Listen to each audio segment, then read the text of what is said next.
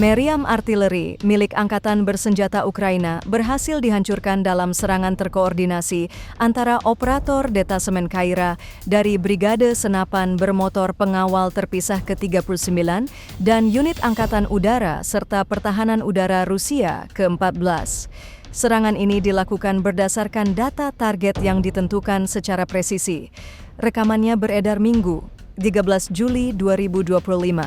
Rekaman yang beredar di Telegram memperlihatkan ledakan besar di posisi meriam artileri Ukraina.